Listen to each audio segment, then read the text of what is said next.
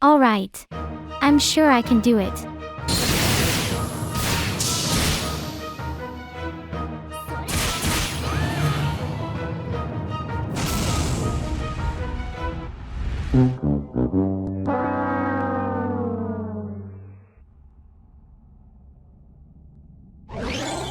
Oh my god. Hello there. Mrs. Producer. How did you get here? Well, I am the one and only Mrs. Producer after all. Oh, alright. Let me teach you a few things about sword and spear.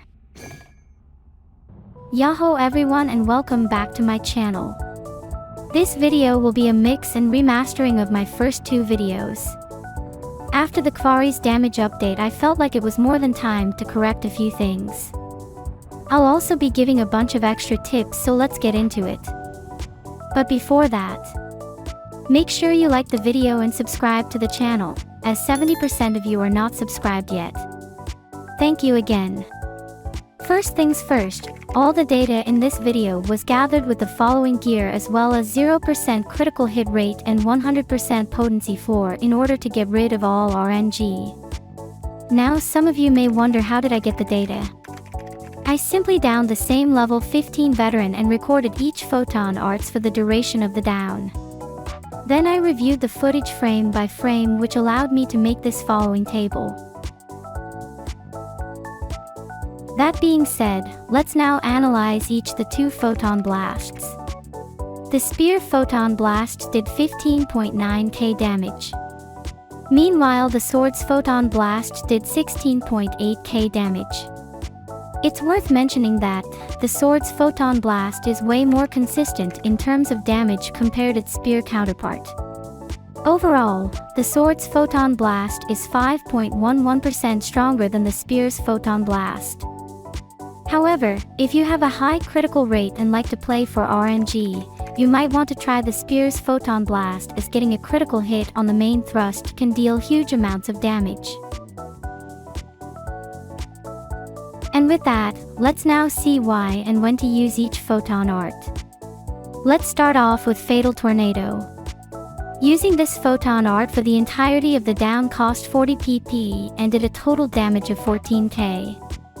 Outside of boss downs, this PA is very versatile and good to use in most cases. It is the one you should prioritize in combat. Now when it comes to thrusting javelin, the total damage is 12.2k for 102 PP. After the Kvaris damage update, it's no longer efficient and beneficial to use this photon art over Fatal Tornado. Its only use case would be if you don't have enough time to charge Fatal Tornado. For example, it's good to use against Goku's double swing attack. Triumphant Shift will once again take the last spot with a total damage of 6.1k for more than 130 PP. This photon art is clearly unusable in this case. You can use Triumphant Shift to maintain your height when fighting tall bosses. Surprisingly, Cleaving Scythe gave extremely good results when skipping the last part of the photon art. With a whopping 20.7k damage for 100 PP, it is the best PA to use for downs. Moreover, with a high critical rate, it is without a doubt the strongest. Sadly, it's very PP inefficient, so be sure to double check how much PP you have left if you plan on using it for downs. For boss combats, this PA is good to use against Bujin. Finally, I also wanted to briefly talk about Volkraptor. When casting it, it does not matter if you shoot it at a weak spot or somewhere else. The total damage it does will not be higher if it's on a weak spot, and it will inflict down damage equally in both cases. Let's now talk about the Sword's photon arts by starting off with Twisting Zapper. Twisting Zapper will come last with a total damage of 12.3k for 109 PP. All in all, you should avoid using this photon art with a simple charge. However, it becomes extremely powerful when combining both Overcharge and Avenger. If you main sword, this photon art is the equivalent of Fatal Tornado for the spear. It is the one you should always use in combat. Just make sure you overcharge it.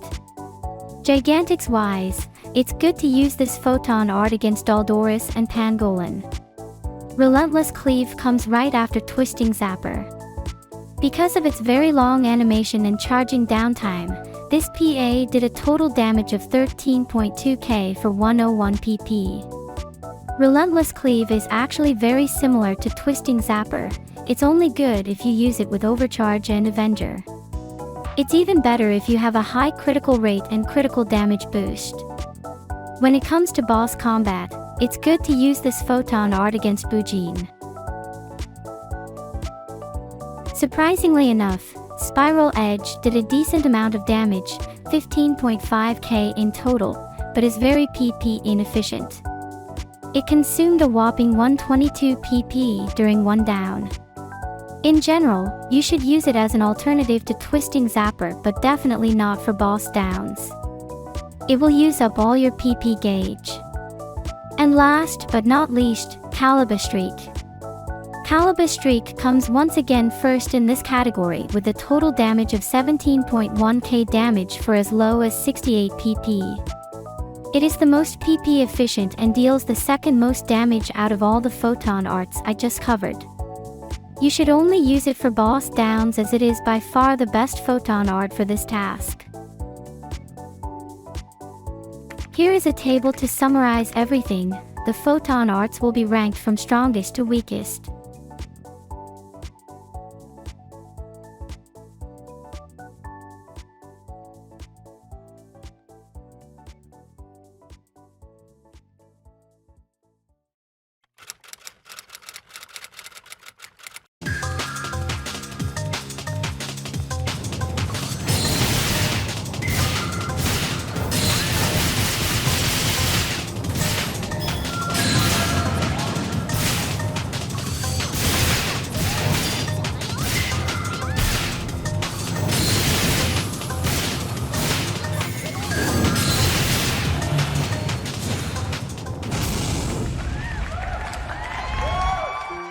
Oh my god.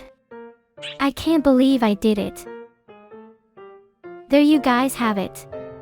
I figured it was a good idea to remaster my old videos and add some more concrete information to it on the way. I also hope you guys enjoyed the intro skit and infographics. I put my heart into making the videos look nice and clean. They take a lot of time to make, so dropping a like to show support would mean a lot to me. And don't forget to subscribe for more videos in the future. Thanks for watching. Bye bye everyone.